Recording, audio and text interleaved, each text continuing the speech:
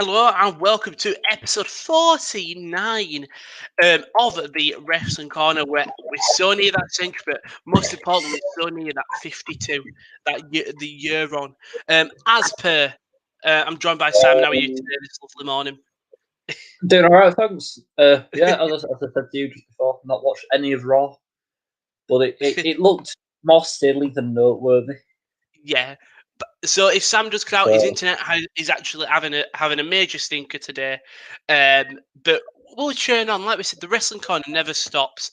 So if it happens, it happens. Let me add a question mark on that for the main event. But obviously today we've called it the Gang Are Back and Fireball, the famous Pitbull song. But we'll come on to that obviously with Raw and AEW and the main event as well. I've linked that to it. But speaking of AEW, we will go straight over to there, if I can see it. Now, have you got the recap, or do you want me to recap it and you chime in? I have got the recap. Go on. So just give me a second. Right there. So show opened up with Young Bucks and SCU versus Acclaimed in a hybrid 2. Yep. Again, AEW was so long ago. I don't remember too much of this. It was just wacky. Just 8-man tagging it. It's basically the foundations of AEW. Yeah. Oh yeah, didn't SCU get the win? Yeah, Chris Daniels got the pinfall win, and then he said that they want to challenge the tag champs, the Young Bucks, and obviously the moment they lose them, they split up. Yep. Yeah, sure. Yeah, I think. Did you see the botched? It wasn't a botch, but I think Nick Jackson was supposed to go for the Meltzer driver. I think he's either being the elite trigger or something. Yeah, But his shin had buckled. So instead of like going for the flip, he dropped down and then just did a moonsault or just dived over the ropes, which is just mental to me. That your shin's giving out, you can't damn it, but you can just flip yourself over the ropes.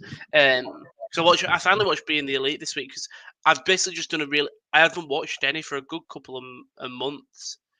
Oh wow. Like I just hadn't. I tuned into a couple, but I hadn't tuned it properly. Because it was after the special episode. I was like, I know John Silver and I know them are real. Like I see the stuff on Twitter and little bits. I'm like, I've got to watch them. I was like, Dark Order just run Being the Elite, don't they? Some Yeah, of them pretty much. segments are It was great. their show. Yeah. But yeah, that was the opening tag match. A good one. Next, there was a Mox return, just cuts promo. What says he won't interfere in the title match later in the night because that's Phoenix's opportunity. But Kenny Omega's not safe. He never will be. He says that he's in his blind spot, and then that was it. How long has Moxley been out for? Moxley Yeah. Since winter's coming, so Really? about a month. Yeah. I didn't even notice. Is that bad? Yeah, he wasn't injured at all. He was just off TV because of that title loss. Yeah, which makes sense. Yeah, totally. Yeah, really good. It was intense babyface shtick. That wasn't like I'm gonna get you.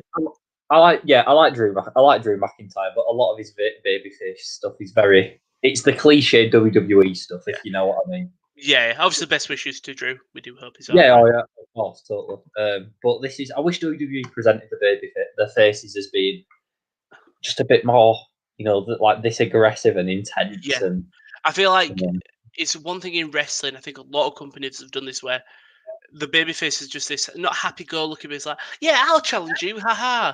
Where these champions, it could be like very similar to Darby Allin. Darby Allin's really loved. It could be this serious character who cuts this like, I will get you. Look what you've done. I will come for you.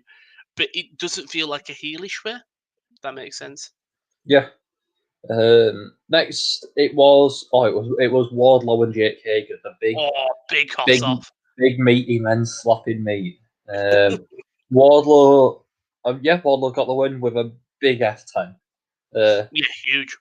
Yeah, Wardlow doesn't have many matches, but he doesn't lose. They don't. It was the slowest build, and it's just about right. Thing is, I like that they shook hands afterwards as well.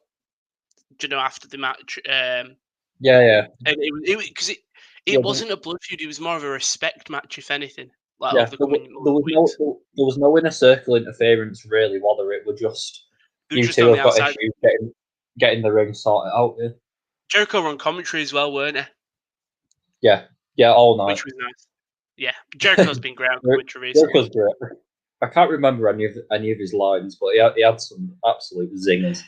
It was last week where he was just screaming Eric Rowan, and it was like you said, Excalibur's going Redbeard, Eric Rowan, Big Red. Yeah. Jericho's great.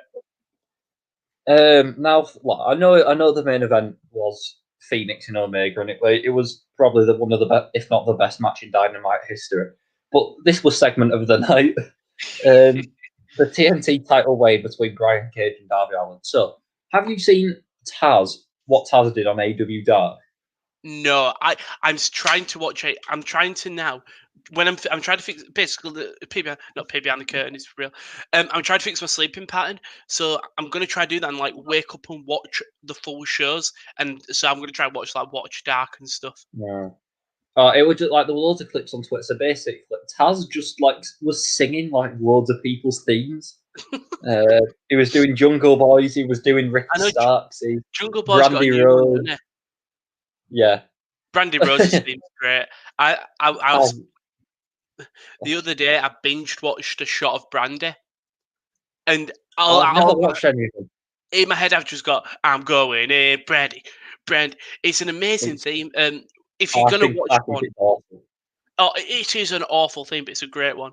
And watch the MJF one because he's in character, but he's not. And Brandy goes like, "Oh, have you got a girlfriend?" And he goes, "I've got so many back in Long Island." And then I went, "Well, what about women in wrestling?" And there's just a bleep segment for a good 10 seconds on MJF trying to hook up with Tony Storm. Okay. But they just have to bleep it because obviously they can't say a name. And what he said was MJF. No, I've never seen any of this Brandy stuff. Watch the MJF one for sure. MJF and Moxley, I would say, are the best ones. Taz was superb on Dark, as he was here. So all of Team Taz come out. Darby's there. Cage goes for the weigh-in first. I think he comes in at like 272 pounds, and then Taz is just like a solid muscle. Solid muscle. I love heel groups. It's like what's it called? Hurt Business. It's a prick manager. Like MVP is a knob. It just is. And so is Taz. But it's then just having. It's like with Leo Rush and Lashley. With when Leo would just go Lashley. Yeah, it's you don't hate them. They're just annoying. Yeah. Funny. Also, I think Hulk would be a big star as well because he looks like a prick.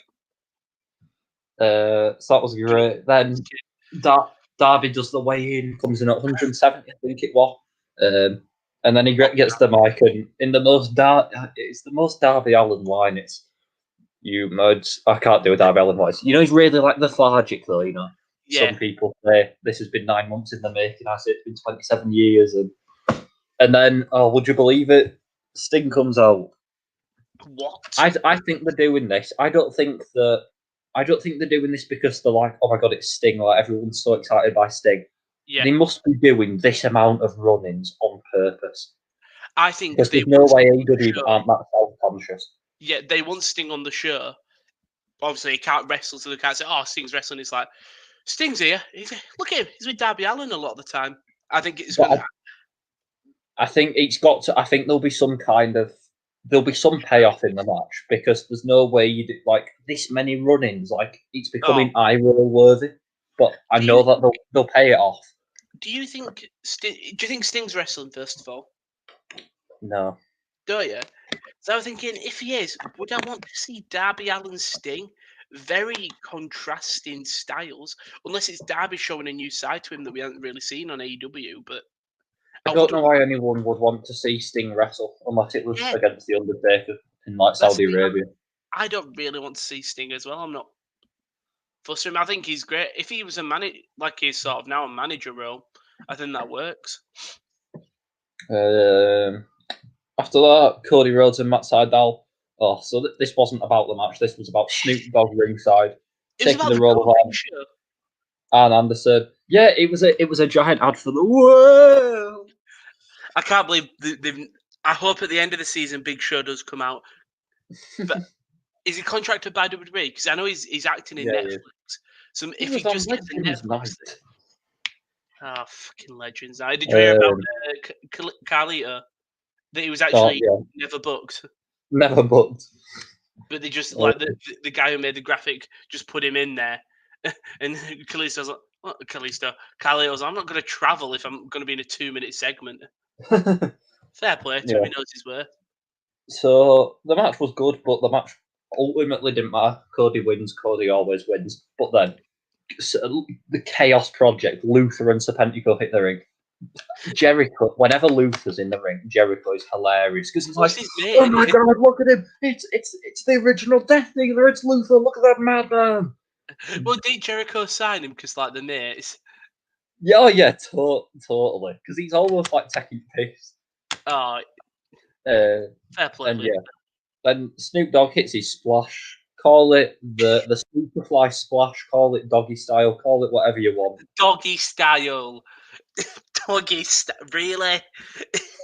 I'm just mentioning the Oh, ones that I've seen floated around online. I like the dog, Superfly splash. doggy style. The Snooperfly flash is great. Not doggy style. Imagine. Oh, it's Snoop. He's hit the doggy style. The mile, yeah, there was other things like the mile high splash or something, or as Excalibur called it, the modified knee drop. You had.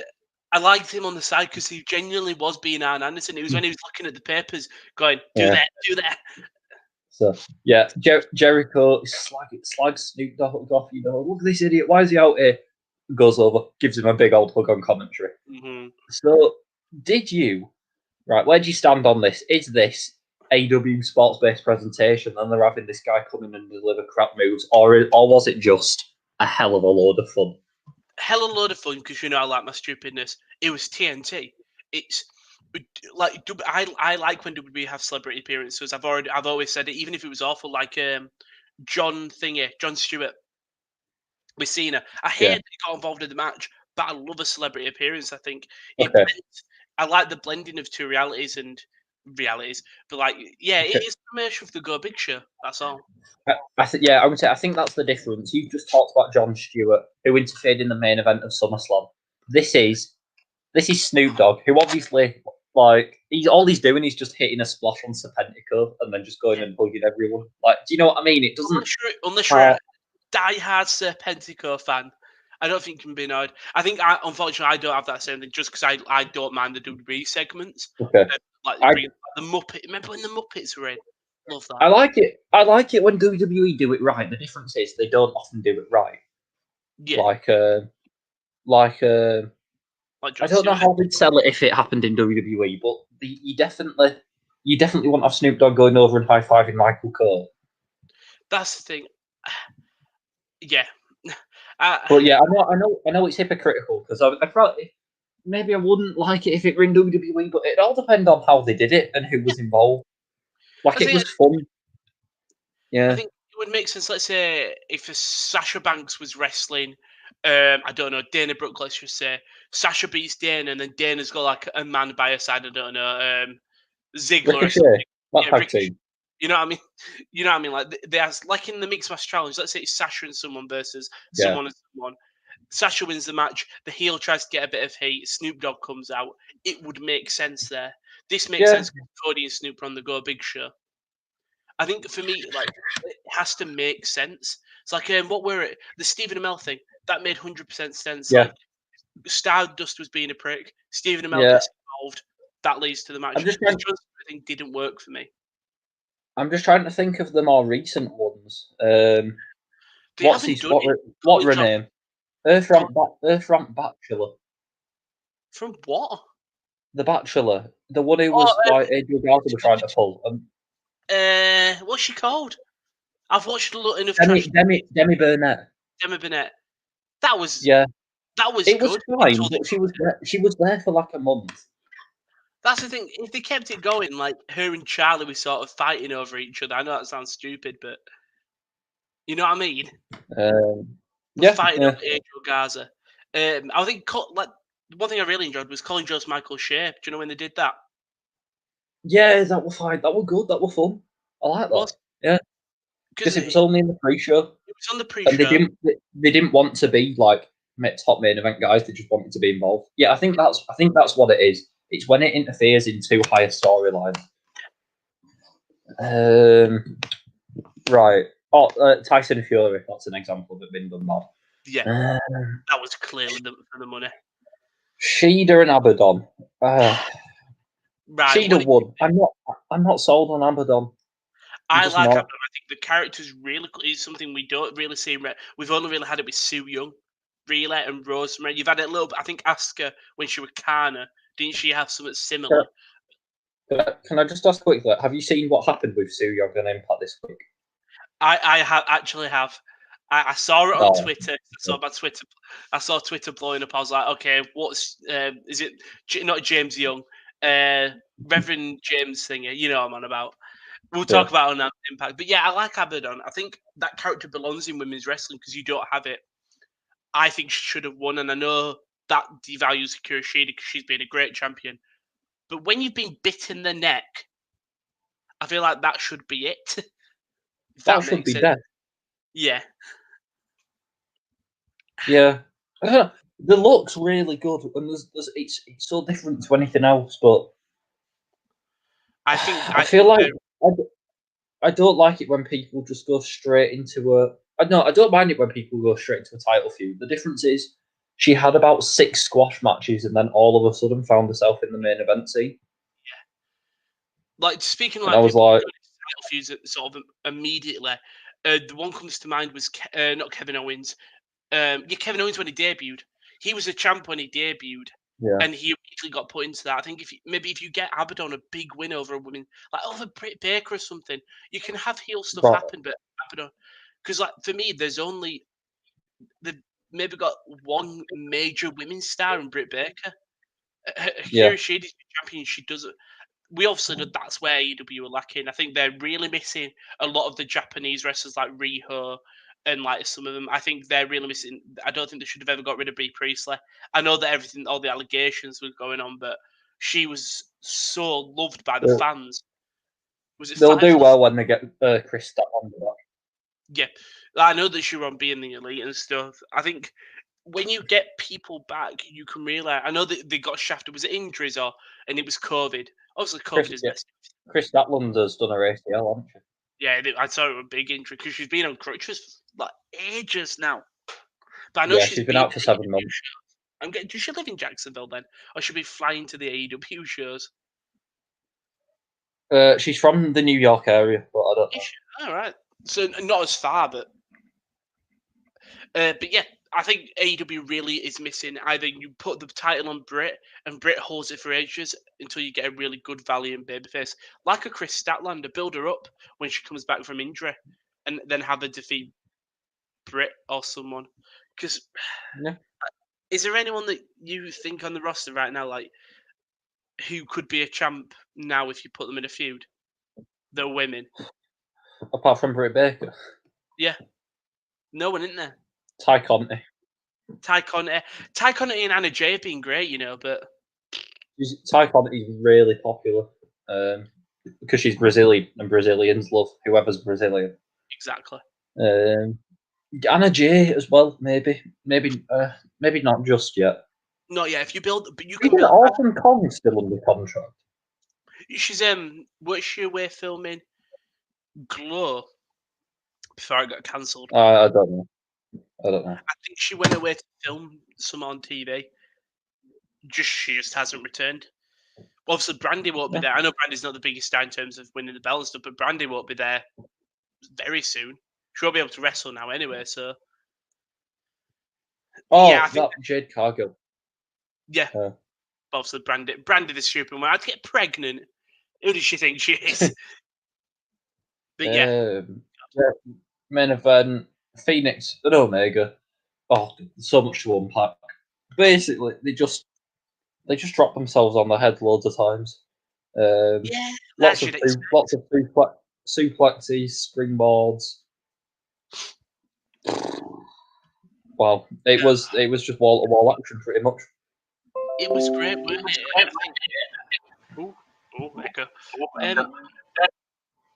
I think it's always tough to grade because I don't want to sound like I'm up AW's ass.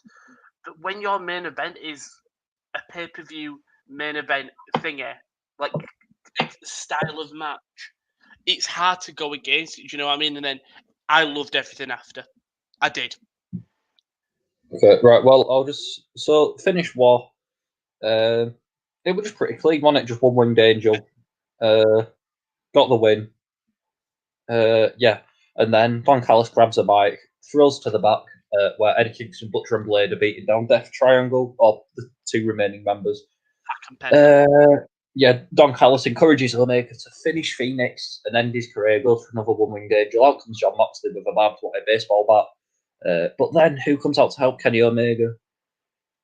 Gallows and Anderson. The Devil Lane. Oh, they've got. Have you heard their Impact theme? No. Like, it's proper good. I prefer the club theme. Yeah, no, in the sky. Honestly, that was good, but the impact one's better. So they come down. I hope they can use that theme, but they'll probably just use like a Bullet Club one. Oh no, because they can't say that, can they? No.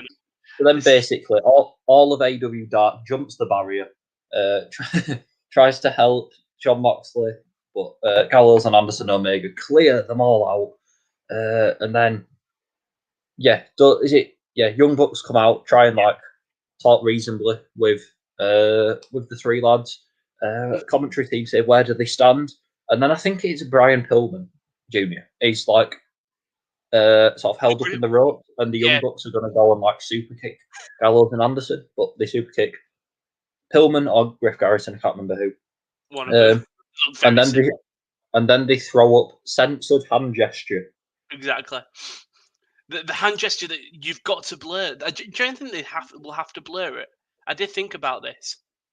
I was like, because technically, if you look online, a hand gesture can't be copyrighted. But yeah, it can. New Japan is saying they can. I do like that.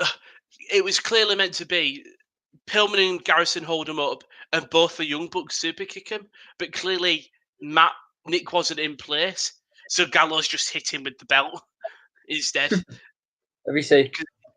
I mean, Gallows did when he won the Impact Tag titles, but you know when he's there like swinging the belt around from his lower half. Yeah. I love Good Brothers. They're just great. The running Impact really brought me around to them because I was never too. I didn't know them before WWE, and what they did in WWE never sold me on them too much.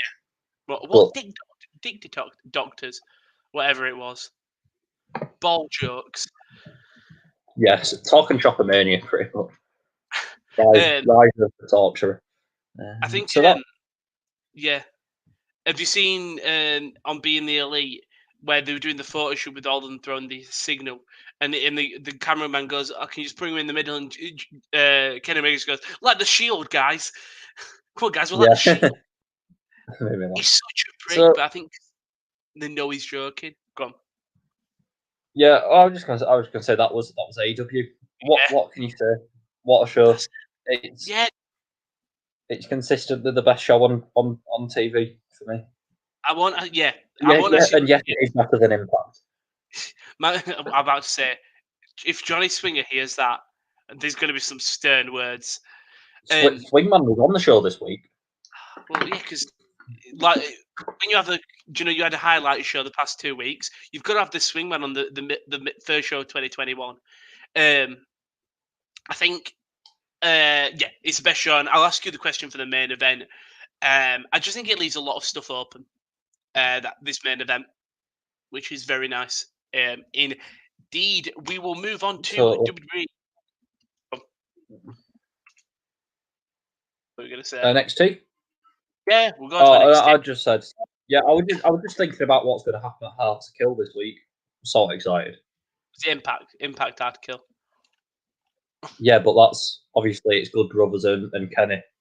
That'll be very fun. Do you think we see the Generation Me? So, see what? What an awful name, Generation Me. Oh, I do remember. Have you looked at the hard to kill card at all? No. Do you want to do Well, come on to it then. predictions for hard to kill? Because I don't watch it. I Well, can just hard to kill impact. There we go. okay.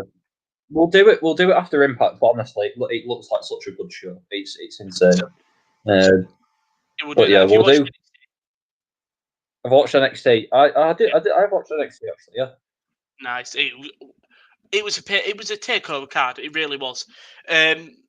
First match was Karrion Kross, Damian Priest. Another big hoss off, but this time the tall hoss off. Two big meaty men slapping meat. Just a gritty match. Kross picks up the win. Because it's Karrion Kross and is a beast. I mean, what do you think about this in terms of like Priest losing? Do you think have you seen the rumors that Priest is going up? Yeah, it was the right result. I'm not sold on Karrion Kross.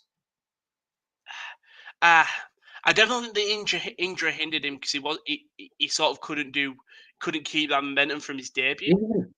Even before that, I feel like he's quite limited. Yeah, he's a look and imagery, but in terms of in ring, I'm not feeling it. I like his new running forearm to the back of the head finishes better than his Doomsday Saito or the cross jacket. Yeah. It's gritty, not gritty, but it's scummy. There's a lot of work to do. Yeah, pretty much. Luckily, you've got the look, you've got the style. It's more just how do you adapt him to the NXT sort of universe kind of thing. But he's got the win now. Is he? No. Gargano is in it. I'm trying to think if he's a United States champion. No, Gargano is. After this, we had the Cruiserweight lads, Santos Escobar defeating Gran Metalik. Now, obviously, this match was made 2 weeks ago, a week ago, and then Metalik and Luke Lindsay were on Raw in the tag team stuff. Not much hype for it, but Jesus, did Metalik get not push, but get to show himself? Yeah, pretty much. It was a fine match, wasn't it? I don't have much more to say really. It'd just be nice if we saw this Grand Metalik on the main shows or Raw or whatever he's on.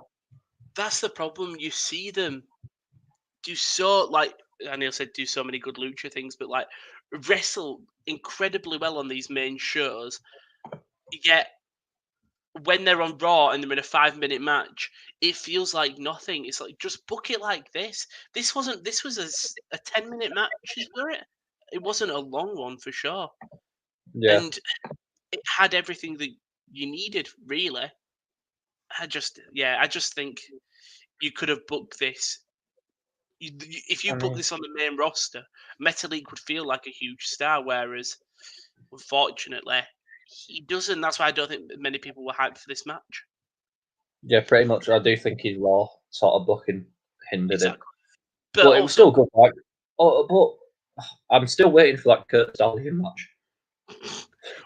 Somewhere. Well done to him and Escobar. Do you know when he went? Escobar was on the apron, and Metalik was going to do like I don't know, was it like a handspring off the top rope and throw him off? They botched it and they just turned it into a power bomb.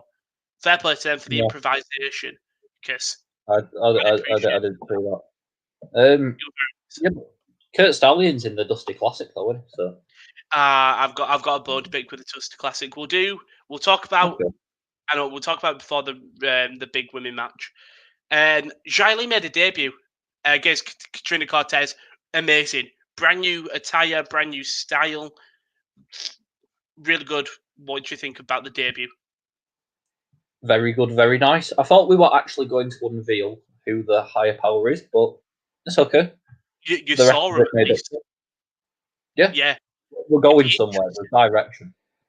It'll be interesting to sort of see, what this thing is. Because is it a thing or is it a person? It's a person, I think. He's carrying a Q. It doesn't look like. It looks like a guy. No, it doesn't, but I don't know who else it could be. It looks like Michael Jackson, I'll be honest with you, but you know what I mean? But it looks great, the whole thing. I'm really looking forward to this on the shows now. So that'll be very fun. Now, it was announced that the Dusty Classic was announced 2 weeks ago, but the teams and the brackets were announced. No, some of the matches were announced. So I'm just trying to find it here. Not what culture, you idiot. Here we go. Everrise are in it. That's all that matters. Yeah, I'm about to say. When I was like, Sam is going to be so proud. So you've got the way Johnny Gargano and Austin Theory. You've got the Undisputed Era. You've got Legado del Fantasma. You've got Kushida and Leon Ruff. You've got Jake Atlas and Isaiah Swerve Scott. You've got Imperium. You've got GYV. You've got Everrise. You've got Drake Maverick Killian Dane. You've got Breezango. You've got the Bollywood Boys. And you've got August Gray and Kurt Stallion. Now, have they changed that? Because I swear Raul Mendoza tweeted out saying, "Where are we?" Have they changed? I don't know. I'm not aware of this. I remember seeing one of the wrestlers on NXT tweet out saying, like, "We're an actual tag team. Where are we?" Was it Legado del Fantasma? I swear it was. I don't know because I can't remember who's in it. August Green, Kurt Stallion, the Bollywood Boys, Breezango, Drake Maverick, Killian Dane, Everrise, GYV, Imperium, Jake Carlos and Isaiah Swerve Scott, Kushida and Leon Ruff, Legado del Fantasma, Era, and The Way. So I'm trying to think if there's any other tag teams missing. I don't think so. Off the top of my head. Okay, they're not missing. Well, they're going to be on Superstar Spectacle. What? Have you not heard of the Superstar Spectacle? I'm guessing is that going to be the first Indian show? Yeah, pretty much. Jinder Mahal is all over the advertising for it. Oh, but it's Jinder. We don't hinder Jinder. I'm buzzing for it. I'm excited. So when they were announced of the people who were going to be in it, and also Oney Locke and Danny Burch. There we go. That's who's missing. Okay. But they're the champs, I suppose. So makes sense. Isn't it? Yeah, because the way they do it now, the Dusty Classic, is the winners get a shot. It's like a big number one contenders tournament. Yeah. They announced there's going to be a women's Dusty Classic. Did they? Yeah. That's cool. All right, that's good. So Ember tweeting, I'm looking out for a partner. Sweet.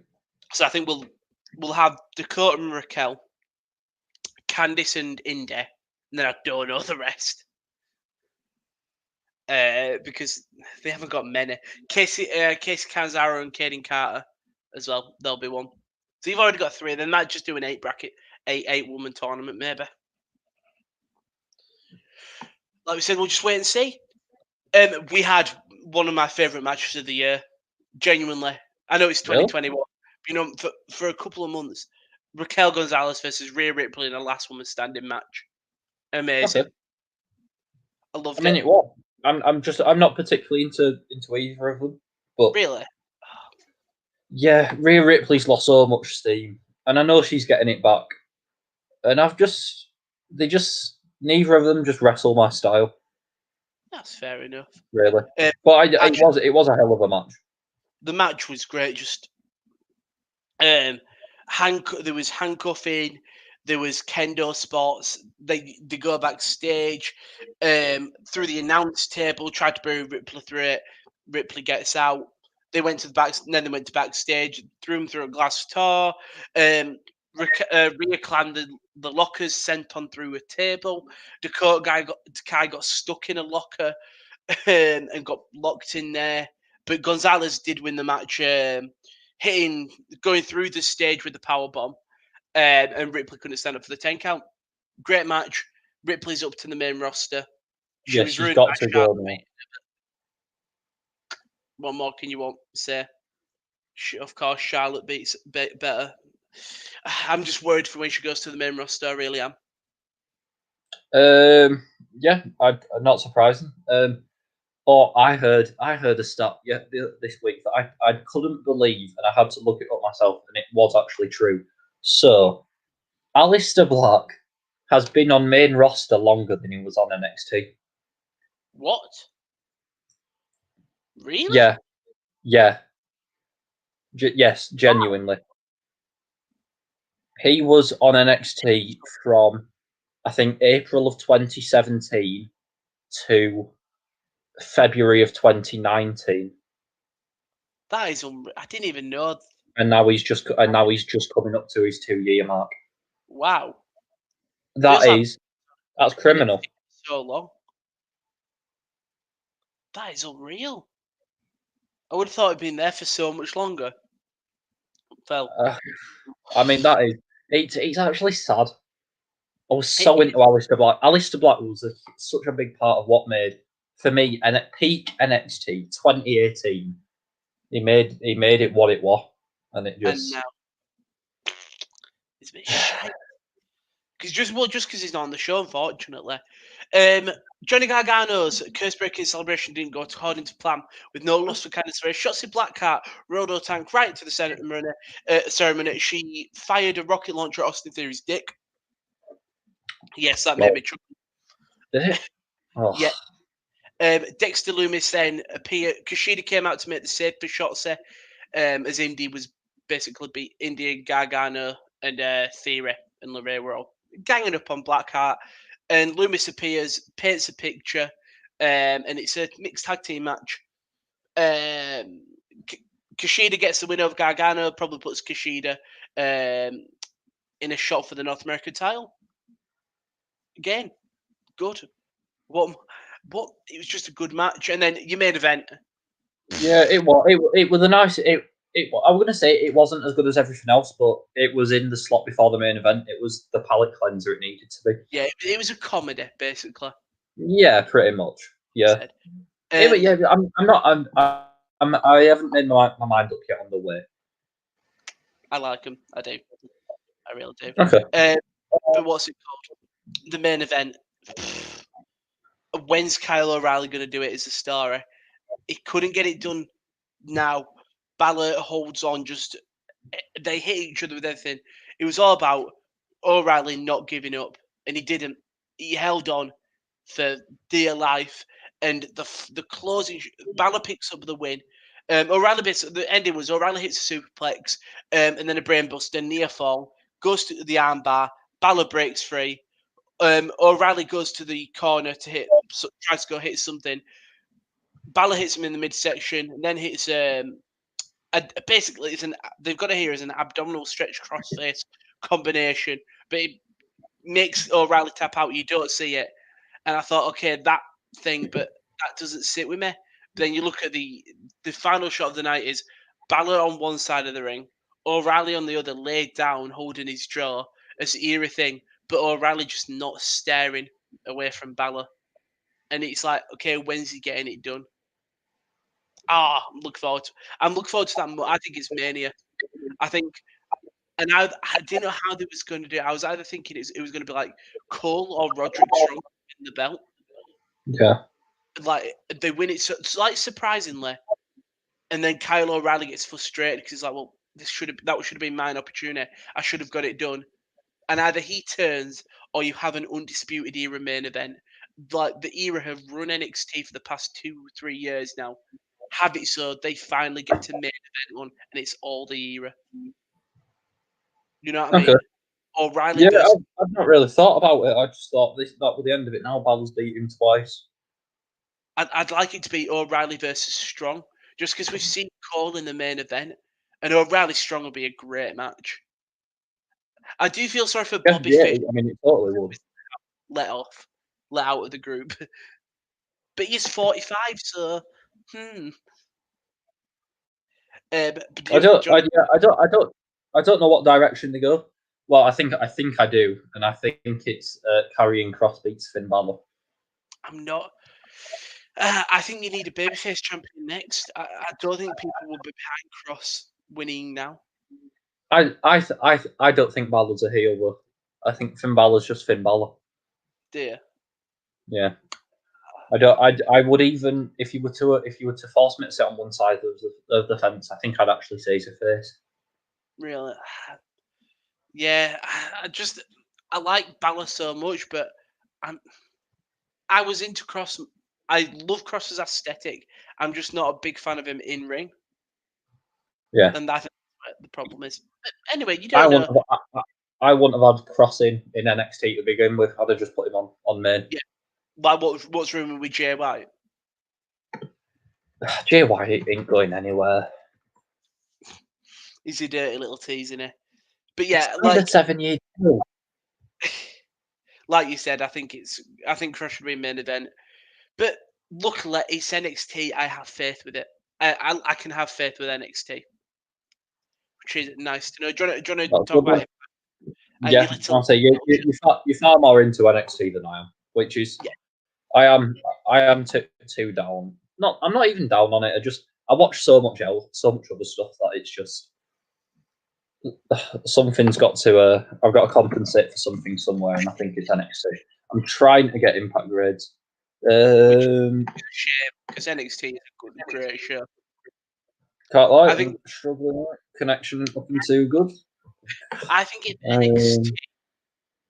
If NXT had the not a WWE moniker, let's say you didn't say, oh yeah, NXT is part of the WWE brand. If you went, oh yeah, NXT is its own thing, I genuinely think it would be praised more because it's got that WWE marker on it.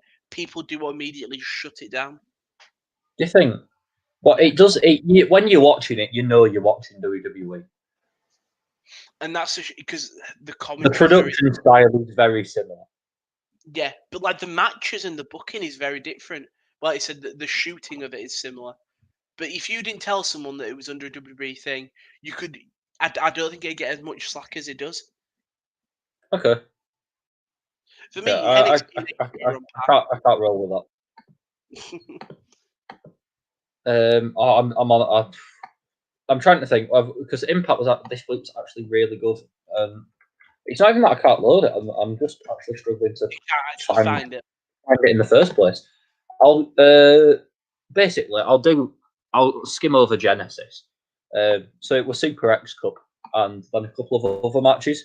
Have you seen right? Basically, in the main event, it was Willie Mack versus Moose in the I Quit match. Okay, so I haven't seen this. The finish was so good. I found it. It's not gonna load. Right, I've loaded Genesis, so I'll just do it in the wrong order. Yeah. So basically, Super X Cup. Oh, my notes have gone. This is so frustrated. Basically, right, I'm back. So in the quarterfinals, Ace Austin defeated Suicide because why would Suicide ever win? Blake Christian beat KC Navarro. I don't get Blake Christian. I've watched quite a lot of his matches now. I don't get it. Have you watched enough? Have you seen much No, of no, him? I don't enough to know who he is. I recognise the name. I, I've seen so much of Twitter, but I was really impressed with KC Navarro, and I was a bit disappointed when he lost. But so be it. Navarro. Cousin Yeah, Jake beat Sean. Cousin Jake beat Sean Davari, which was it was all right. Yeah, and in the final this week. final quarterfinal, Crazy Steve beat Trey Lamar, so that was that. Then straight onto the semi-finals, so Ace Austin defeated Cousin Jake. In the other semi-final, Blake Christian beat Crazy Steve. So we got set up for the final. Blake Christian versus Ace Austin for the Super X Cup. Nice. And then we had a plate cleanser with. Honestly, I'm going crazy with this Wi-Fi. I'm just doing this off pure memory now because it seems to have frozen. Jordan Grace and Jazz. So basically, in the knockouts tag tournament semi-final, they lost, and then they didn't turn on each other. They were just like, "Yeah, do you want to have a scrap one-on-one on Saturday? Yeah, go on." Which Jordan Grace won. I wasn't actually watching, to be honest. I don't get Jazz. I've never seen anything of Jazz. I don't get it. She's just a legend, isn't she? I know, but no. And then in the final of the Super X Cup, really good match as you'd expect. Ace Austin got the win. I don't dislike Blake Christian. I just don't get why. And I think I've said on here before how much I like Ace Austin. So this was a dub, as the kids would say. As the kids would say. So that was good. And then in the main event, so Moose versus Willie Mack, I Quit match. This was one of the matches that benefited from having no fans there, because you can just hear everything and all the pain and just yeah. You know what I mean though, the sounds of tables and Yeah, It was basically Walter versus Ilya Dragunov, but in Impact. But it wasn't, with like weapons and stuff. Yeah. So the one biggest spot was Moose hit his go to hell spine buster through a table off the top rope Jesus. to the outside. Sounds So horrible. they were both perched on the top turnbuckle, and Willie Mack just launches himself. Moose launches himself from the top through a table on the outside, spine buster. Oh, it was horrible. So towards the end of the match, Moose gains the upper hand, introduces a number of chairs into the ring. Willie Mack chucks one at Moose, that stuns him. Superplex off the top. Both men scream out in agony. Then Moose hits him Mack with the TNA World Title. Piles chairs onto Willie Mack's face and threatens to hit him with another chair. Basically at this point he's basically threatening to kill him. I think he got him in the Pillmanizing thing, on his neck. With the chairs, and then Rich Swann comes out, says, "What do you want? Do you want a shot at the title? I'll give you a shot at my title. Just stop." Yeah, Moose, and then Moose says, "Thank you. I quit." Whoa! It was dramatic. I kind of like that. I think when you see a guy quit matches, it's not like the heel going, "I quit," or like the babyface just finally giving in. You rarely sort of see it in terms of the heel gets what he wants and loses the match. If that makes sense. Moose got what he wanted, but Willie Mack won the match, and that was the last bit of Genesis. Loved it. Right, I've done it. Genesis came after Impact Wrestling, but I've got my notes up here, so I'll just skim through. There was a fatal four-way in preparation for the Super X Cup. I've basically covered that. So, Rhino and Cousin Jake took on Eric Young and confused Cowboy Joe Doring. But they've got Cody Dean now on their side, and Cody Dean has shaved his head, and he looks like a new person. It's a totally new look. He looks reborn. Oh, I have seen this, yeah. And obviously, because in wrestling, because he shaved his head and he's now mean, he's like twice the wrestler that he ever was. So, yeah. Sorry, it wasn't Eric Young and Joe Doring. It was Cousin Jake and Joe Doring. Mm-hmm. No, not Cousin Jake. Cody Deaner and Joe Doring. And Cody Deaner got the win, pinning Cousin Jake. So we basically pinned the guy he turned on. Yeah. Guy's getting a push. Taya Valkyrie and Deanna Purrazzo exchanged words. Havoc and Nevaeh beat Jordan Grace and Jazz. Have you seen that? I think them two are wrestling each other as well now. Yeah. Kenny Omega and the Good Brothers, they did their segment. So, yeah, after a promo that recounted the beating by Kenny Omega and the Good Brothers before Christmas, Rich Swann and the Motor City Machine Guns basically went, "Let's go find them," on the massive bus that they're on. Yeah. And just as they're gonna jump on the bus and try and find them and fight them, they just Kenny and the Good Brothers just jump them before they can even get on the bus. That's nice. It's just a big heel beat down. Well, I'm looking at the Hard to Kill. I'm looking at the Hard to Kill card. It looks really nice. Yeah. Two more segments.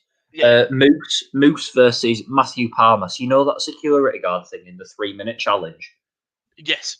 So basically, Moose battered him for like 2 minutes and 40 seconds, and then just as he was going to get the win, Willie Mack came down the ramp and just distracted him. And then Moose wasn't looking at the clock, and the 3 minutes expired, and Matthew Palmer got the win. Yeah. That's cool. That's really cool. And then main event where a certain match doesn't end as it typically should. Yeah, it was different. And then Sami Callihan and Eddie Edwards in their blood feud. But then obviously they've got a match at Hard to Kill, so it's not done. So it was just a Sami Callihan match, just baseball bat weapons. Mm-hmm. Pretty brutal. But just as and it got but the finish of it were quite good. So outside the ring, Eddie Edwards grabs the baseball bat that once threatened his career, and that threatened to hit Sami Callihan with it. But then I think the lights went out and a video came up on the Tron, and it was Alicia Edwards trapped behind a cage, like a steel structure. So obviously Eddie Edwards leaves the Impact Zone, goes to find her backstage in this steel cage, finds her, but then he only gets attacked by Ken Shamrock.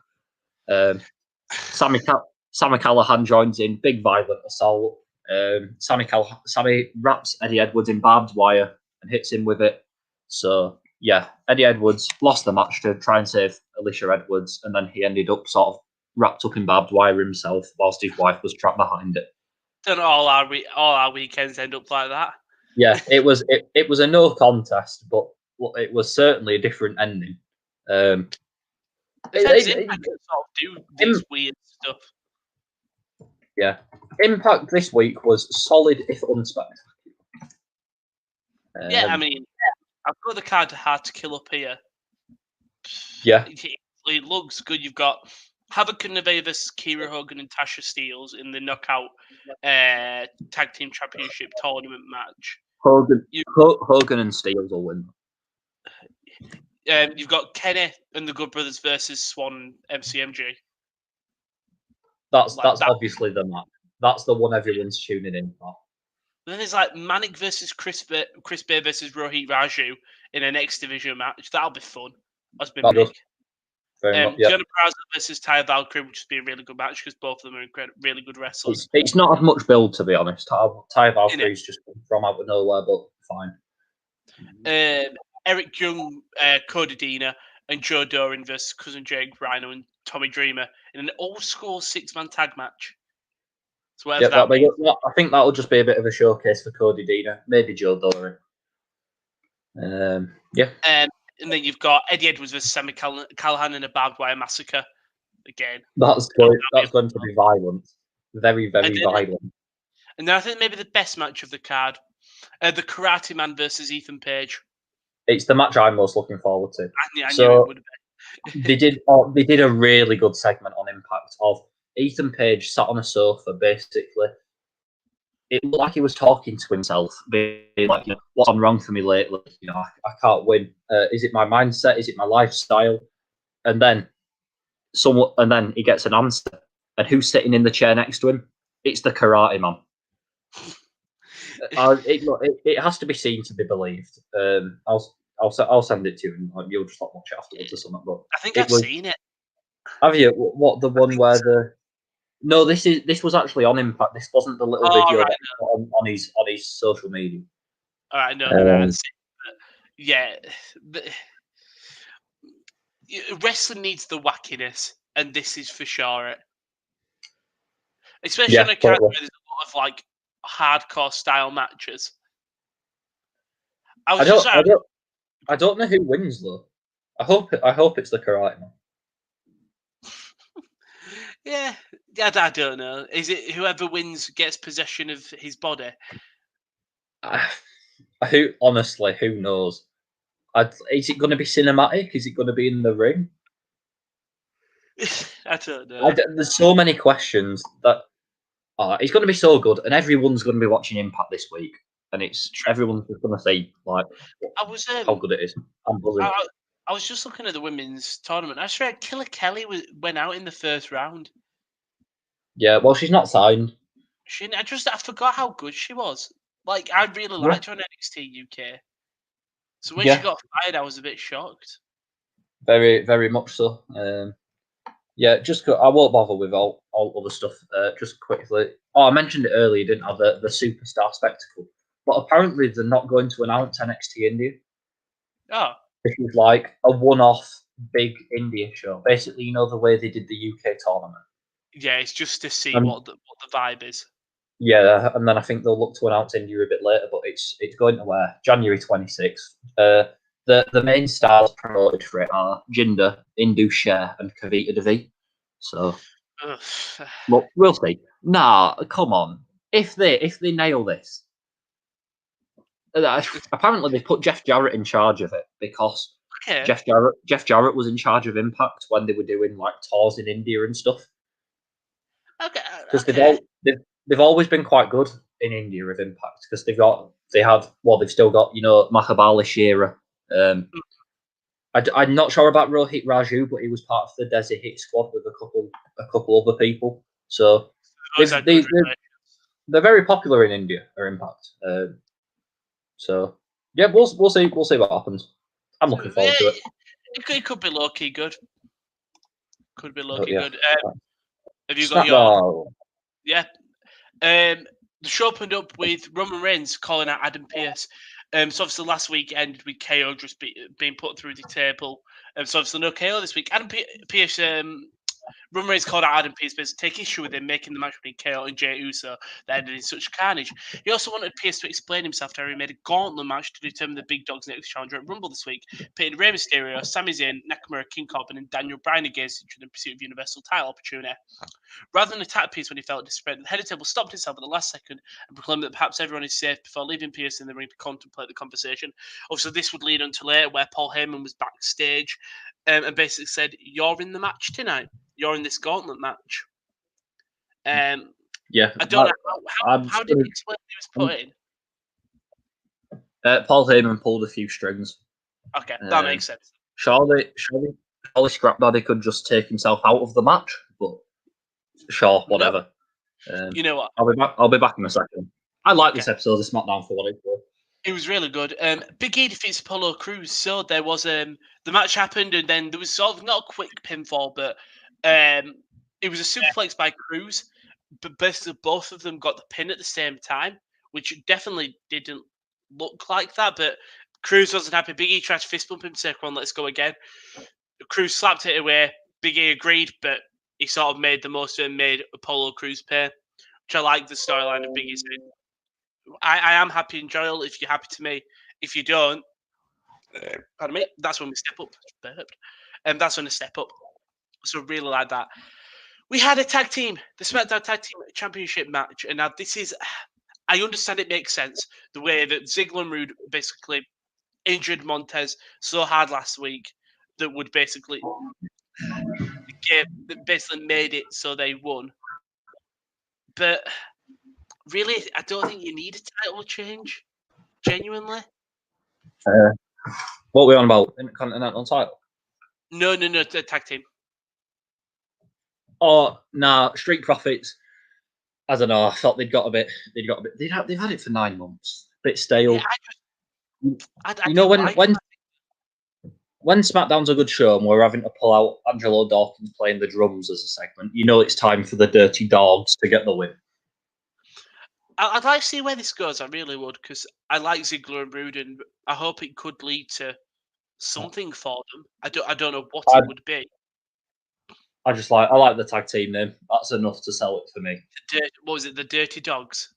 But like the dirty dogs, like DAWG. Yeah. I think if you're in England, the Dirty Dogs doesn't work. They've got shirts. I'm considering it. I'll get a Dirty Dogs shirt. Sorry, Dogs shirt. Yeah. I don't know. It's just funny, isn't it? It's American. Yeah. I think that's the best way to say it. They're what is it they do? They're finished. Is it the spine buster into the zigzag? Best move in WWE today. Yeah, that looks. I'll give you that. That looks very good. It looks seamless, and I know that sounds so weird, like in WWE, but like I hate when tag teams don't have a tag team finisher. Like the New Day have the Midnight Hour. I would have been annoyed if they won this belt with just Ziggler hitting the thingy or hitting the zigzag or Rude hitting the Glorious DDT. I'm glad they've got a tag team finisher. You know what I mean? Yeah. I know. But then we got to the gauntlet matches, and the first one was over very quick. Sami Zayn came out, basically explained that he decided to enlist a documentary crew to witness and uncover the conspiracy against him that cost him the Intercontinental Championship. The bell rang. Mysterio hit him with the 619 quick. I like this if they were genuinely filming, and then in the coming weeks we get Sami Zayn has scrapped the documentary, but they've still made it, and like the babyface plays it to him. I'm looking forward to the Sami Zayn documentary. I don't know how it's going to end or when we're going to watch it or whether we'll ever get to watch it. It's a bit like it's basically the same thing that the Singh brothers are doing. In 205, like every week they come out with the camera and the roll in the documentary footage for the Bollywood movie, and every week they get big. And then there's a backstage skit where like they basically just tell like the interviewers to just like go away and stuff. It's quite Scrap. Well, I'd like him.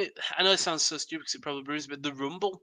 I'd like it if instead of Sami Zayn's theme hitting, it's like his documentary starting, and as he's making his entries, he comes out to his documentary.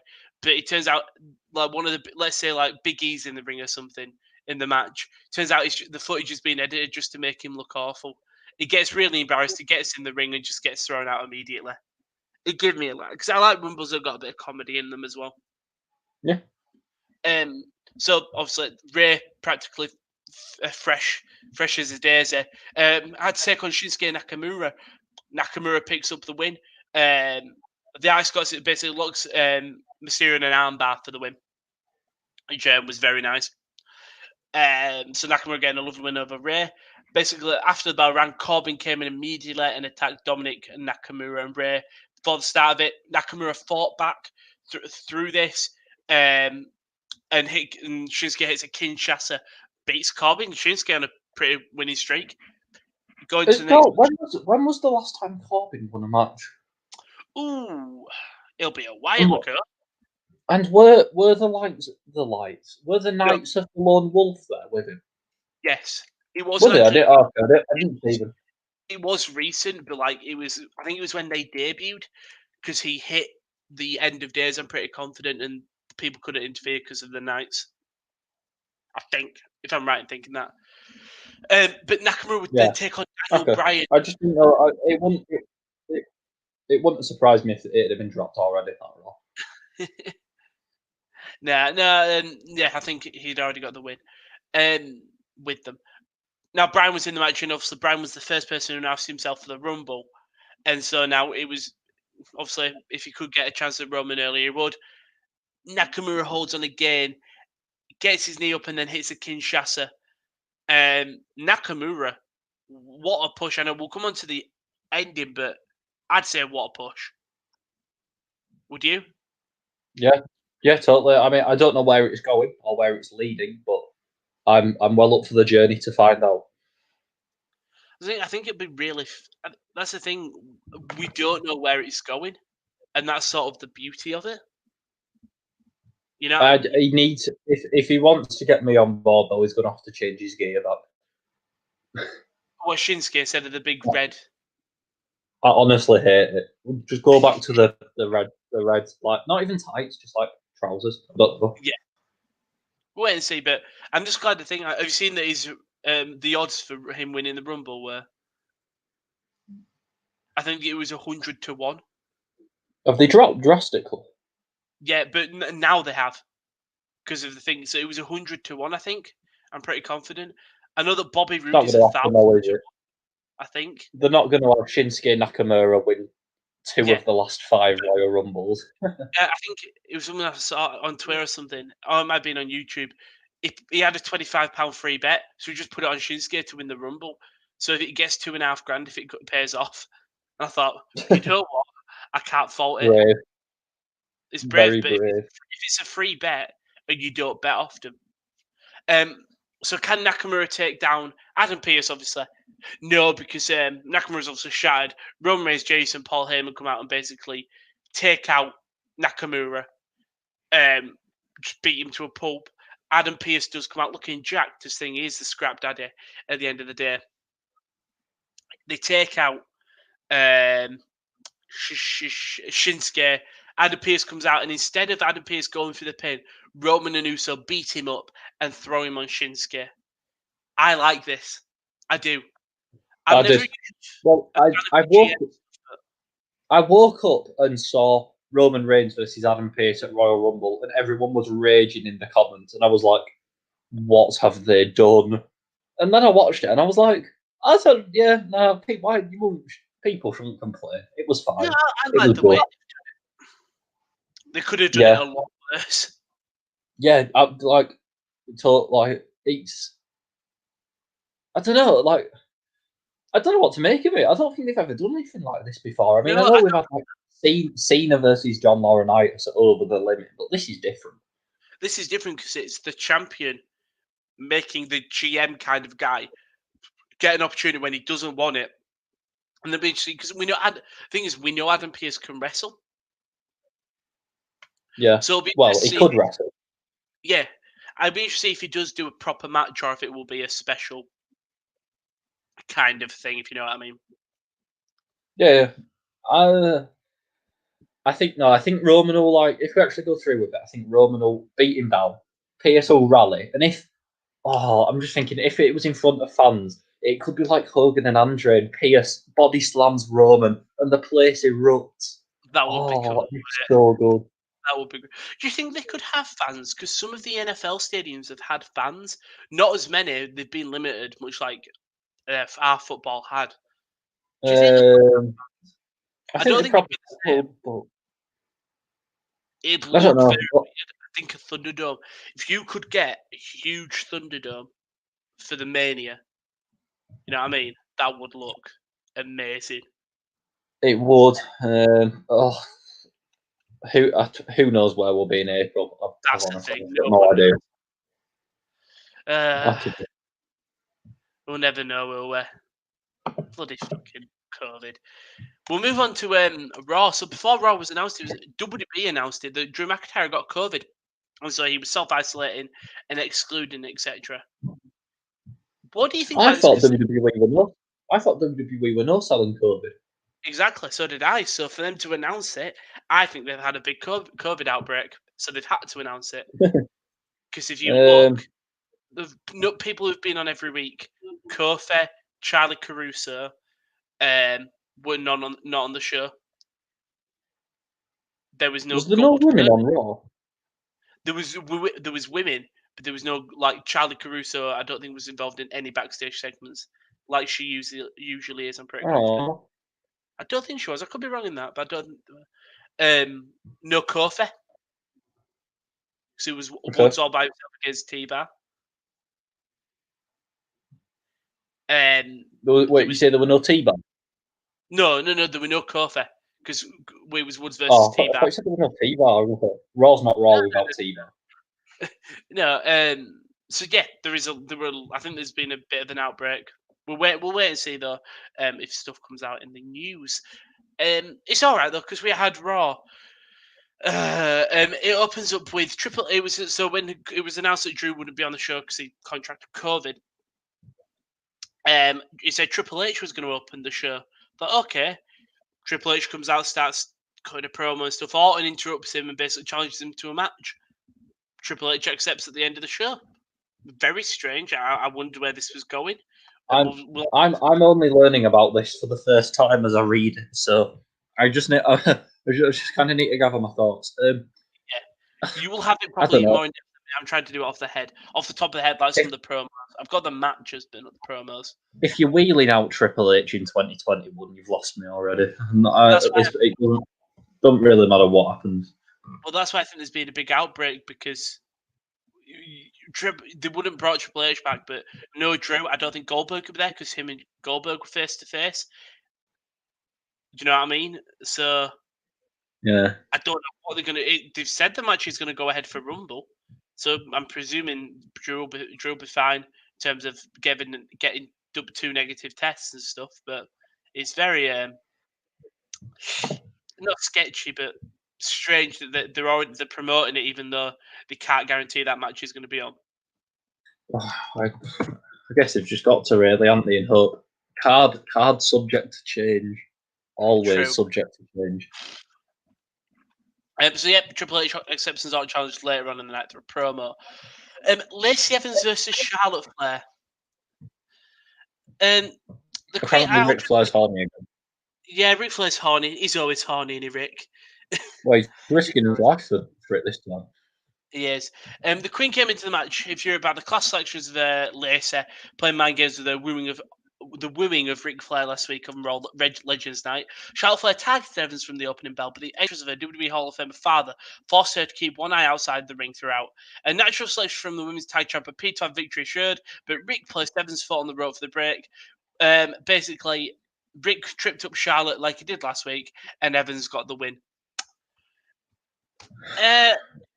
Yeah. Yeah. Yes. Okay. Rick and Lacey are pairing now. What, Lacey Evans and Ric Flair? Yeah. I could think of worse things. I could, but it's hard. It's very hard.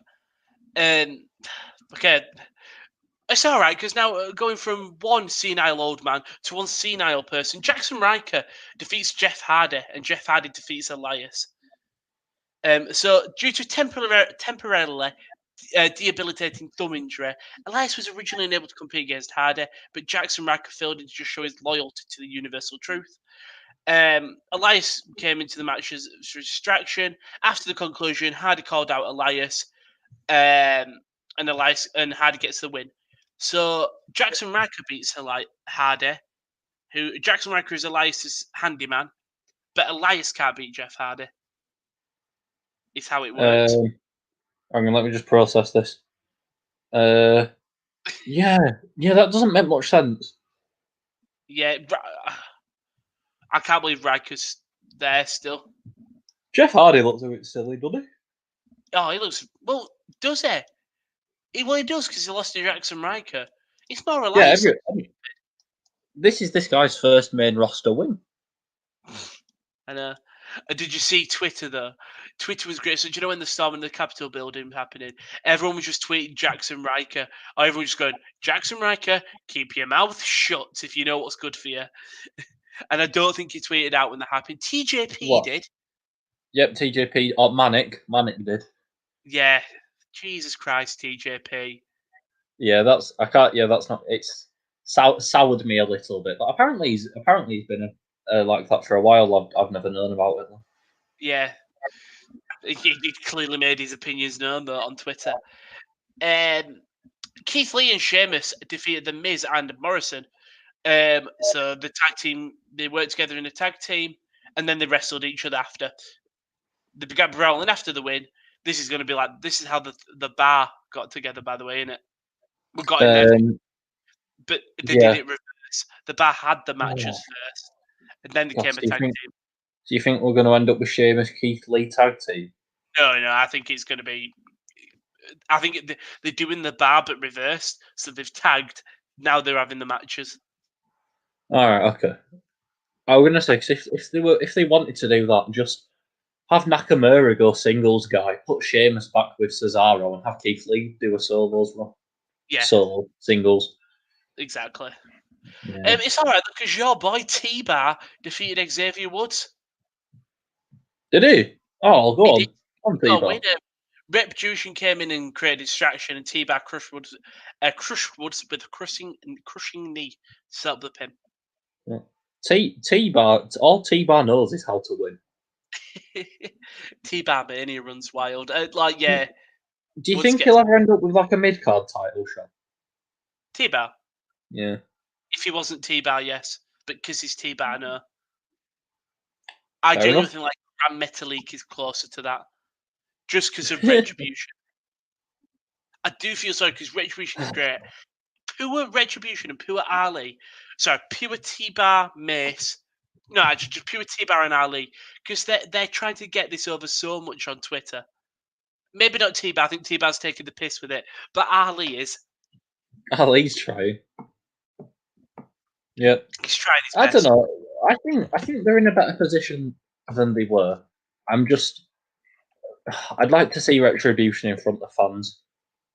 Yeah. I just think that'd be funny. And also, I think they might not be loved, but I think they would probably be liked more. You know what I mean? I think on Twitter the crowd sort of understands them more. The crowd would either absolutely just like boo them out the building, or they'd like sympathise with them. You know, in terms of like, we know you've been saddled with this awful thing, or like maybe they'll just like take the piss and just like they'll support them, but by taking the piss. It'll go either way. Like they'll take the piss and Retribution get more annoyed and they'll do something, or vice versa. Yeah, well, I'm gonna say I think that might be the case if it was over here, but if it's an American WWE crowd, or at least in certain cities, they'll first show back. You just know some of them will just sit on their hands for 3 hours. If you're smart, WWE, you go to a Chicago, or like a New York or something. If they've got anything about them, they go Barclays Center. Yeah, they go to a big place. Or Staples. Staples, Barclays, or one of the nice arenas. Do you know, with like a red hot crowd, Yeah. and you do a big show? Do you think, MSG. if you're WWE, do you think you go, you know what? Let's just not have crowds. But let's say the government, I know they wouldn't still want the money, but the US and us, you can have full capacity stadiums in, let's say, February. I know that's not going to happen. If you're WWE, do you go, nah, we'll wait, and like your first big show back is Mania with crowd? Like, imagine that.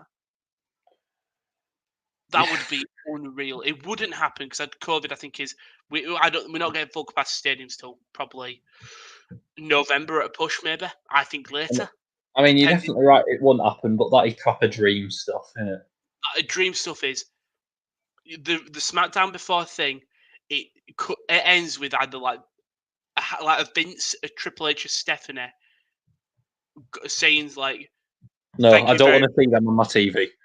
Shane." Then we have like a big or like a valiant babyface just going, "Thank you very much, and we'll see you at WrestleMania." And like that's the final shot of Thunderdome. The Thunderdome has been great. It's one thing you've got to give the WWE. The look and the aesthetic of the Thunderdome looks great. And I sort of would like it if that's how it ends. If I mean, like, yeah, but it wouldn't be a surprise, would it? Because everyone would like know. oh no, we know Mania's happening in the crowd, but imagine that SmackDown before Friday, no crowd, and it just ends with the babyface going, "We'll see you on Sunday," and like all goes the light, the Thunderdome just dims down, not like Fiend's entrance. It just dims. The Thunderdome just sort of shuts off. Because in fairness, it's been going on for a while now, the Thunderdome, but it's looked incredible. I think it would have been a nice send off, and then that opening shot, you don't have you need to have a pre-show, but your first shot is Michael Cole going, "Welcome to WrestleMania," or some like a big name saying, "Welcome to WrestleMania," and you're hearing the huge crowd. Oh, that'd be dream levels. It's not going to happen, but it'd be dream. I Even say, maybe. yeah, this is fantasy booking beyond the Oh, wildest it is, dreams. but imagine. Bobby Lashley defeated Riddle for a United States Championship. Controversy surrounded Riddle's victory over Lashley last week, and the United States Champion was intent on leaving no doubt this time. The Almighty went offensive before the open bell, and when the moment arrived for a hurt lock, Lashley locked him in, forced the clear tap out for the win. Sure, This doesn't do all for Riddle, does it? it really doesn't. It really doesn't do anything for him. Poor Matt. No, Genuinely poor Riddle. Yes, our poor Riddle. With the poo taste of defeat in his mouth, Riddle called out MVP and looked to salvage something out of his night. As it turned out, Lashley was the one who was far from finished with his plans for the night. As Riddle's battle with the leader of the Hurt Business, the United States champion, landed a crushing spear and the beatdown of Riddle began.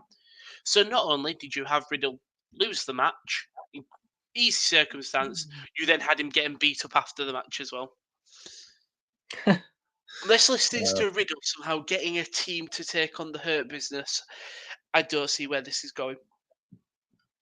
Oh. I don't think it is going anywhere. I think this is Riddle's place. He is mid card guy. And it's a poor Matt again. He's not even called Matt Riddle. It's called Riddle. Riddle. It's an awful name. It's such an awful. It's a tragic name.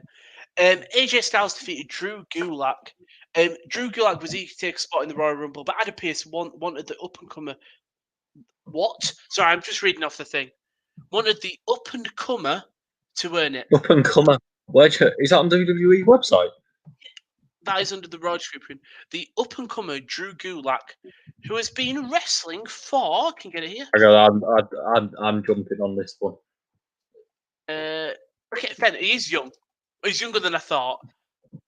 Yeah, he's younger than I thought. 33, but been wrestling since 2004. That's not an up and comer though. No, he's a 16-year He's a veteran. Yeah. Yeah. I started wrestling when he was 17. Oh, that plucky up and comer Drew Gulak. The plucky up and comer Drew Gulak. Would have to topple AJ Styles to secure his place in the Royal Rumble. The Formula One brought his own reinforcements, with Gulak close to a breakthrough, almost ensured the safety of his associate. Styles landed a phenomenal form to keep his opponent's Rumble dreams dormant. So, first of all, we all know how this is going in Rumble. AJ goes in, he goes to be thrown out, almost catches him, puts him on his shoulders or something, and AJ jumps in and hits the phenomenal forearm off Omos's shoulders or something stupid like that. Also, spoilers. The next segment, Mandy Rose and Dana Brooke saying we're declaring ourselves for the Rumble, and then it's just announced they're going to be in the Rumble. When Adam Paisley said you can't just declare yourself for the Rumble. Yeah, I've read about this on Twitter. I don't have anything to add. It sounds logicless. Because it's the women's division is slow, but if you want an equal opportunities brand, who are the up and comer? Your poor up and coming Gulak. Right, here we are. Women's segment. Oh, they're in the AEW slot. They are. Nia Jax and Shayna Baszler defeated Mandy Rose and Dana Brooke as they declared for the Royal Rumble. Yeah, Nia Jax and Shayna won. Cool. But the relationship's getting worse. Right, here we go. Main event time. This is what I came for. So have you seen it? No, I've not. I've seen the fireball. Fireball. But I don't know how we got there. So Triple H comes out and Orton, and the match looks like it's going to start to try to coax him into a match. They eventually do get into blows, which was like really nice, like what you see from typical wrestlers getting into it. And then, Triple H goes on the outside to get his trademark sledgehammer. He gets a sledgehammer, he hops on the ring post, he gets inside, and when he enters the ring, the lights go out. Oh, and the fun, you can hear the fun house. Triple H's sledgehammer gets set on fire. The end of it is on fire. The lights go dark. Orton's shocked. Alexa's stood by him, and then Alexa's staring at him. And she's smiling. Then she puts her hand on her throat, and I was very worried. It looks like she was going to do a very, very awfully timed salute, but instead she puts her other hand out and fires a fireball at Randy Orton. And they say wrestling isn't stupid. A fireball. We saw it with Keith Lee with the thing. That was stupid. Where did Triple H go? Exactly. Where did Triple H go? With his sledgehammer on fire? What? I'm confused. I can picture it. But there's so many questions, and Raw should really open with this next week. But we'll probably get some more, I don't know, H-phone nonsense. It was awful in the worst H-phone. It was awful in the worst. Not awful, because I do like it's a bit different. We've already. No, it was awful. That looks awful. That looks terrible. We've seen NXT. We saw it happen to Keith Lee, and that was a bit stupid. Alexa just fires it out of her hand into Orton. Orton goes, and panics on the floor, and then it ends. And then is that end of show? Yeah. It ended with Orton screaming in agony. Right, well, that's going to be an interesting one to watch back there. Oh, it's going to be fun, isn't it? It's going to be so fun. I'm just looking at something. Give me a sec. So who won? Was it a no contest? Yeah, no contest. I can't remember last time I got a proper finish. I don't think the match actually started because it just says here. It doesn't say like Triple H won by DQ. It just says the top Triple H and Randy Orton traded haymakers for Alexa Bliss's Fireball finale. Oh, so that was well worth everyone's time then. Yeah. So that was Triple H's first match in. Yeah. I think. Since June 29th, 2019. No, Randy Orton. Oh no, it was a no contest. Yeah. Yep, that was his first match since he teamed with Shinsuke Nakamura and defeated Robert Roode and Samoa Joe. What? When was that? At a house show in Japan. Right. I don't have any recollection of this. The night before, he teamed with the Good Brothers and AJ Styles to defeat Baron Corbin, Bobby Lashley, Drew McIntyre, and Samoa Joe. Oh, take me back to those times. Jesus Christ! Yeah, that's how it ended. How Raw ended. It's a strange week in wrestling, I've got to say. Yeah, I don't have anything more to add. Yeah, that was the week in wrestling. Main event though. Oh, I missed a comment. Sid just said it from Daz. He just said, "Hi guys, this was earlier on. Sorry we missed it, Daz. Apologies." But he says, "Hi guys, who do you think will win the Royal Rumble?" What do we do as our prediction? We'll try to stick with the predictions we had before. Who did you have? I had KO. I think I had Daniel Bryan. I had KO and Asuka, so I'm I don't think I'm safe. Asuka. Yeah, I can't. No, Alexa. Sorry, All right. I had KO and Alexa. But yeah. But the main event question this week: do we see Bullet Club in AEW, or shall I rephrase that? What do we think? Do we see New Japan in AEW? Eventually, yes. Do you Not think? anytime soon. Okay. So I did wonder, because obviously now that the Good Brothers are there, they threw up the single, the signal. Then obviously, do you see like Tama Tonga's tweet and stuff? I think there's real life beef possibly, and stuff like that. Do you think, like, right? This is what I was thinking. I was thinking, do you know Blood and Guts got cancelled? Yeah. I was thinking the Good Brothers, Omega, and Young Bucks. And then I was thinking of a team that could go against. I was thinking Pac, Penta, Ray, Moxley, Mystery Man, Hangman Page. I don't. Blood and Guts. Yeah. Because what were we supposed to be? It's supposed to be the Elite versus the Inner Circle. Yeah. At Blood and Guts, it's like, because you can build to it, and it's them five, the Bullet Club, basically the Elite versus Pac, Thinger, and Pac, Penta, Ray, Moxley, and then there's a mystery man. That mystery man's Hangman, supported with the Dark Order. The Dark Order don't come out, but the Dark Order just come out to shepherd him out.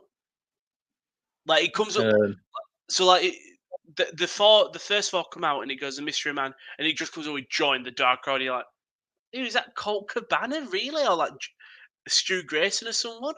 And then Hangman Page walks out with them. I don't know whether they're dropping the entire story because of Bradley's unfortunate death passing and something like that. But do you know what I mean? Yeah, I'm not even going to begin a fantasy book because I don't know where. My mind isn't made for AW's booking. It's too complex in the best possible way. I mean, my idea of a blood and guts match would just be like I'd just book like Team Taz versus Dark Order or something. Okay, all right. But I know that like they'll probably do Bullet Club versus like some big super team. Yeah. But before we get to all that, I think the next step is just do Kenny's collecting.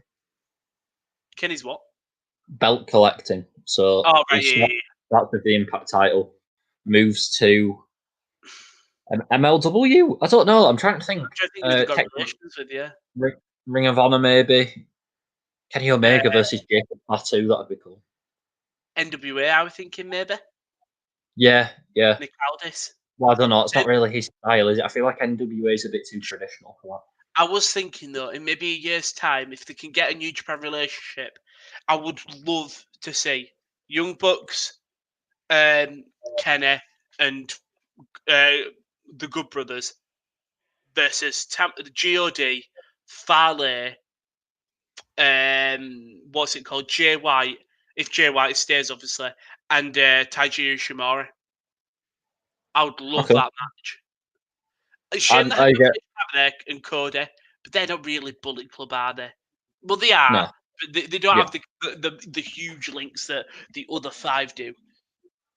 Like the Young Bucks and the Good Brothers. The Good Brothers are the founding members. The Young Bucks were there for so long, and Kenny was a leader. Like, that all makes sense. And then, like, Jay White's the new leader. God are there, and Fale are their legacy, and Taiji Ishimori is this.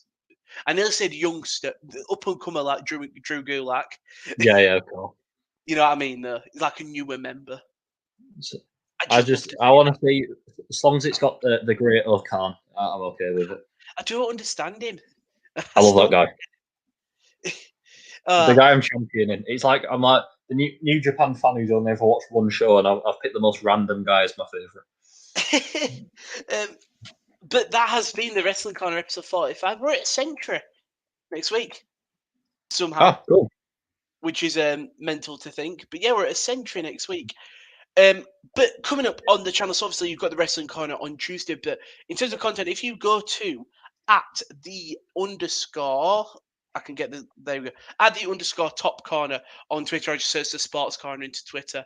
You should see the content we've got coming up this week. Josh has loved, very nice upload of the video. But on the 12th of January, so that is tonight, you've got KD doing reactions to Burnley versus Manchester City. Then on Wednesday, you've got Josh and KL doing reactions to the French Super Cup, PSG versus Marseille. And then I'm back on Saturday, the 16th of January at 2:20 for the Borussia Dortmund versus Mainz watch along. And then later on in that day, we've got Aston Villa versus Everton. Could be a low-key match in the Premier League. And then the big one on the 7th, on that Sunday at 4:20 p.m. It's Josh and KD with Liverpool versus Manchester United. Oof. Some very good football games coming up. Josh is going to be finalising things. We might have some NFL playoffs as well on that Saturday, late night possibly. But tonight, Burnley versus Manchester United. Don't forget to come in and join. Join what's it called? Kieran D. He's doing that tonight. But Simon, thank you very much for joining me. Thank you. We might do a special episode for 50, maybe 52. We'll wait and see. We'll discuss it. But thank you very much, and we'll see you next week for more fireballs and shit like that.